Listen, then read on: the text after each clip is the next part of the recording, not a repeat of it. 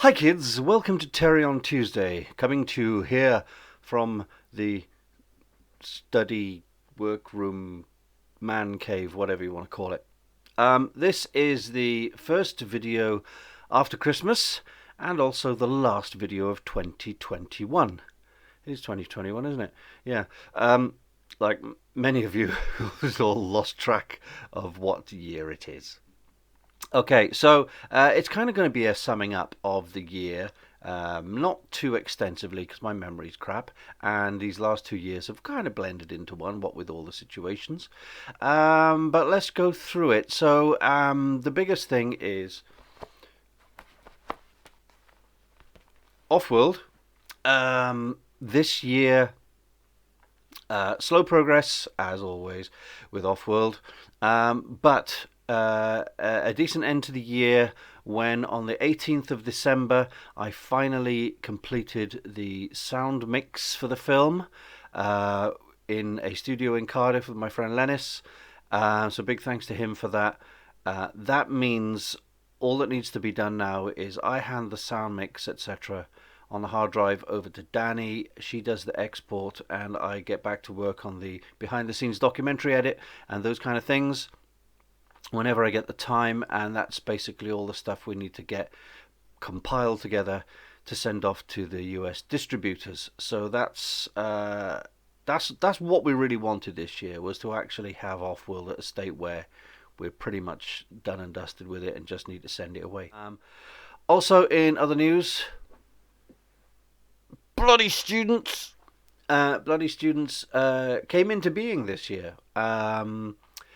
I had not planned to do any more films, and it didn't take long before my brain starts cooking up all different ideas, and I think a number of things started it. I think it was earlier on in the year. I auditioned for and won the lead role in a vampire musical, you may remember, called Revamp, which sadly did not go ahead and is currently on hiatus because of the current situation, etc., lack of funding and things like that.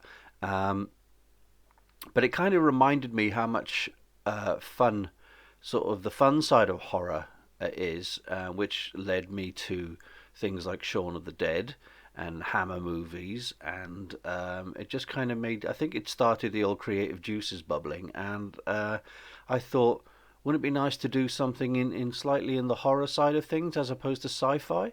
So Bloody Students came up as a sort of love letter to, cheesy films, Scooby Doo, Doctor Who, X Files, and of course Shaun of the Dead and Edgar Wright movies. So it kind of popped into existence, and like all, I like to believe that all good things tend to write themselves, and this did come together quite quickly.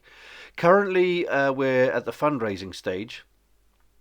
I am doing loads of other things behind the scenes. I'm looking at cast, I'm looking at effects, I'm looking at props, I'm looking at music, and I'm looking at cast. Did I say cast? What else was I thinking of? Locations. That's what I was saying. So more news on that when things become a bit firmer. But currently, we've announced two cast members, who are Sebastian Smith as basically the big bad, the Grand Pharaoh Amun-Set-Rakek, and Emma Stacey will be playing someone whose code name at the moment is the mother-in-law. It's a lot more glamorous than it sounds, I promise. There are the two main characters in the film are called Fordy and Trish. They are cast 99%. I'm just waiting for the green light from the pair of them to say yes, we definitely want to do this. If they don't want to do it, that's fine. We'll audition. Anyway, auditions will be starting February the 1st, I think is what I said. So that'd be interesting to get some headshots and some resumes and etc. coming in. But I'll put details out on that on the Bloody Students page and on the Bloody Students website, which is that there. Anyway, and aside from that, a couple of projects. Now, my full-sized motorized Dalek that I fell in love with. This year I managed to get some experience in what it's like to be a Dalek operator, thanks to Dalek Decimus from Caerphilly and the Daleks of Somerset group. We went to Weston-super-Mare. Did we go twice? Or I think we went twice, yeah. Once in the summer, once a bit later on, to have a trundle around as a Dalek, and I fell in love with it, and I went and bought myself a Dalek. In fact, I bought myself two Daleks, didn't I? Kind of by accident. I won one, then I won the other.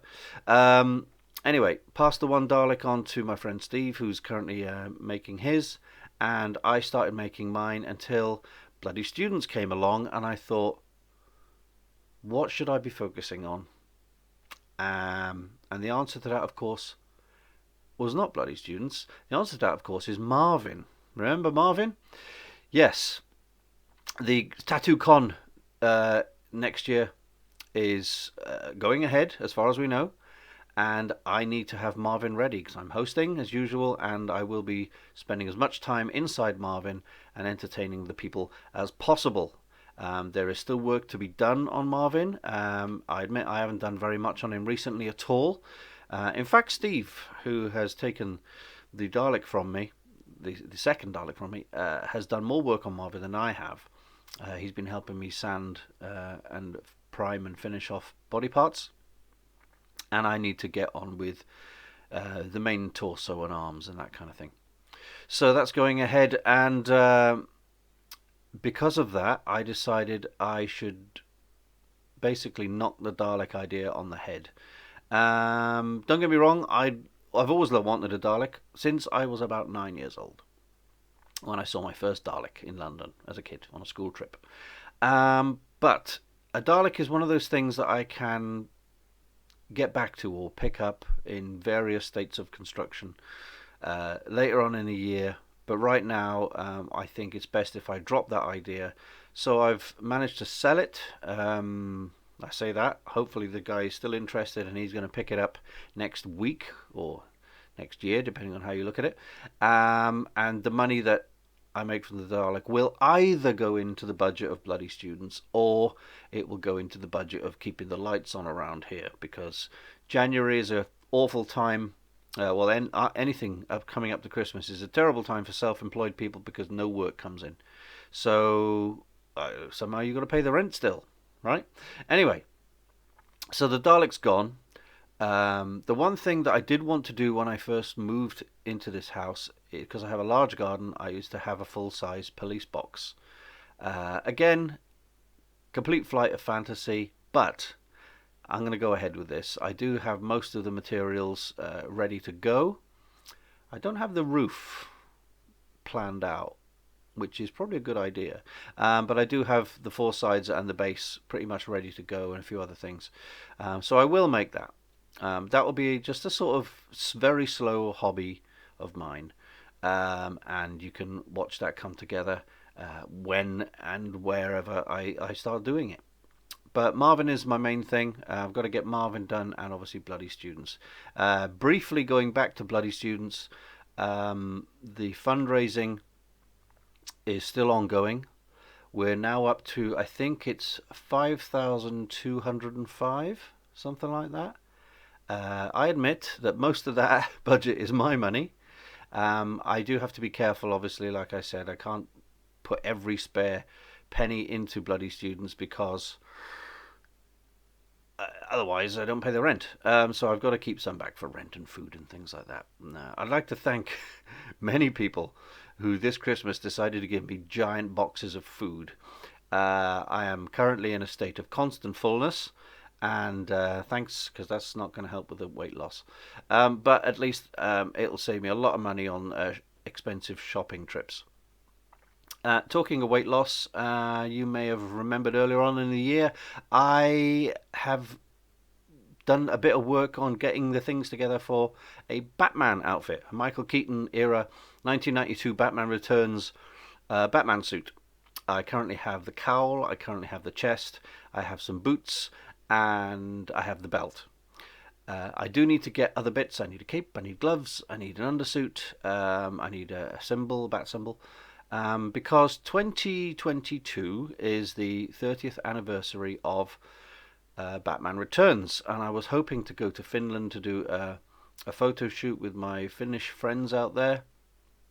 Don't know if that's going to happen, but I still want to kind of get Batman ready for at least some kind of photo shoot for Batman to celebrate the 30th anniversary of Batman Returns, which is my favorite Christmas film. You may not think it's a Christmas film, but you're entitled to your opinion, even if it's wrong.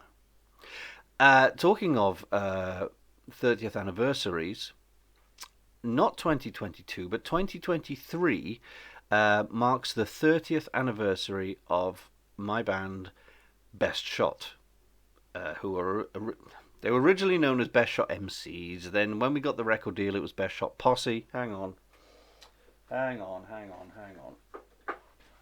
Right, so first record deal came out. We became known as Best Shot Posse. Can you see that? Oh, there you go. Oh, you can't see that. There you go. Best Shot Posse. So that came out in the summer of '93, and then it was followed up in January '94 when we just were called Best Shot.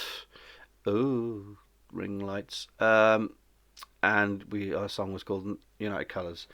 That one managed to get to 91 in the charts, but it was kick-started by a radio DJ from Radio 1 at the time called Janice Long, who passed away a couple of days ago, sadly, after a short illness. Janice Long was a pioneer in the world of radio. Much like the late lamented John Peel, she would play anything and everything for anybody. And our first single, Bring on the Sunshine, got its first Radio 1 airplay thanks to Janice, who knew our manager Tim and played it late night on her show as a favour, and it was a massive, massive buzz for us at the time. Imagine it. We just signed a record deal and it gets played on Radio 1 by a radio DJ. So I'll always be thankful to that. So thank you to Janice Long. Rest in peace, etc. Now, 2023 will obviously mark the 30th anniversary of Best Shot in this 5-piece lineup. And I've put some feelers out with the rest of the guys, wherever they are.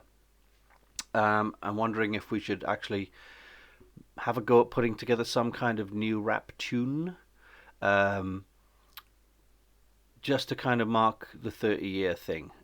This is going to sound really morbid, but I honestly don't believe will probably make it to the 40th anniversary of Best Shot, to be honest. I'm just being practical, not morbid, but people in their 50s tend to conk out. I know the life expectancy for guys in the UK is about 79, and my old man did okay. He got to his 80s. My mum went to 70, but that was lots of smoking, unfortunately. Anyway, morbidness aside, it would be nice if we could, all 5 of us, get a song together. It's not all. If it does go ahead, it should be all 5 of us, and it'll probably be done remotely, as one of the guys is in LA. We're all kind of spread around a little bit, and it may be a kind of remote thing, but we can get it all together and get it mixed in a studio. So that's an idea. I don't know if it's going to come off right now. I've just asked the guys. There's some tentative, shall we say, interest in it, and we'll see how that goes. But that gives us a year to get that done in time for 2023.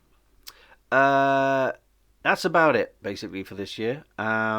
Next year, for me, will be a lot of Bloody Students, a little bit of Off-World News, and getting Marvin together. So Marvin and Bloody Students are my main focus, and of course paying the rent and bills around here, so I'm going to leave you now with a project, a clip from a project that has coming to fruition this year.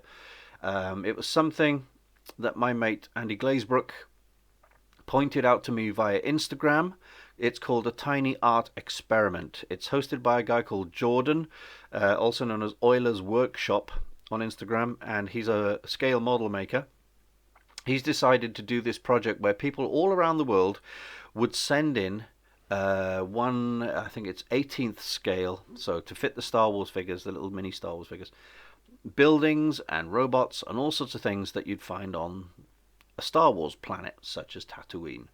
I had a few things that I could send in, so I spent some time this year putting it together. Then I missed the deadline completely. Fortunately for me, the main centerpiece of his diorama is the Mandalorian ship, the Razor Crest, and he had a big model of that arriving, and that was late. So he extended the deadline by a couple of months, and that gave me time to finish up the painting of the bits that I sent in, and I posted them to him in the States, and they arrived all in one piece. So Jordan is yet to put the entire thing together and get it photographed, which is the plan. But myself and many other people around the world have sent in things, and here's a clip used with permission from Jordan talking about the models that came in, and in this clip obviously my models, because otherwise it's a 49-minute video. There is one slight error there. He did mention that I was part of the Save the Lars Homestead group, which I was, that refurbished Luke Skywalker's igloo homestead house in Tunisia, which is true, but it wasn't the original one used in 1976 or 77. That prop or set piece had long gone, and although it was exactly the same spot in the desert, the building that we refurbished, which by the way is in need of new refurbishment because it's falling apart again, was the one from Attack of the Clones in around 2000, I think it was, or 2002. Anyway, so here comes the clip. So thanks for watching. Have a nice what's left of Christmas and a Happy New Year, and I will see you all in 2022. Okay, take care now. Oh, here we go. Nice. We got some moisture vaporator pieces here. Just like on Luke's farm. I can hear Aunt Beru calling, Luke! Luke! Oh, this one is from Terry Richard Cooper. I had the wrong person down. This one is from Terry Richard Cooper. There is our Luke's Hut replica that he made for us. And he put his name, he signed the pieces for us, Terry Richard Cooper. If you don't know, go check out Terry Richard Cooper. Terry Richard Cooper was one of the founders of the Save the Lars Homestead project in Tunisia, where they go and they actually preserve the original set pieces from A New Hope, the home where Luke lived. He's part of the group that made sure those things are still there for us crazy fans to go visit someday. Oh my goodness, that is insane. There we go. There's his Terry Richard Cooper's ad there. If you want to check him out, where you can find his information, if you want to get a hold of him. This is unbelievable. I love space junk. I know that's one of the things that made Star Wars so special when it came out, was the concept of a used future. This is something that they talk about in a lot of the documentaries and behind the scenes of Star Wars, where the concept of a used, lived-in future was very new, but it really sells the realism of it, just like this does. This is gonna look insane, like with somebody like a bounty hunter walking by. I'm super looking forward to what the photographers are able to do with all these incredible set pieces, because that's what they are. These are essentially miniature set pieces. Terry Richard Cooper, he lives in Wales in the UK here. So let me read it to you. He says, "Hi Jordan, this is my scrapyard junk pile for the tiny art experiment. Hope it reached you intact. Good to go. Feel free to adjust, repaint, or amend as you see fit. Many thanks, Terry Cooper." I don't think I'm gonna have to do much onto any of this aside from reassemble it. The only thing I see having to do is maybe adjust some of the basing colors to make it blend in nicely with the rest of the colors I'm gonna eventually paint down, but all this stuff is so close to what I'm gonna do anyways, I may not have to do anything. Our photographers might be able to pull off all those tricks with their lighting. All right, we got one here from Pennsylvania.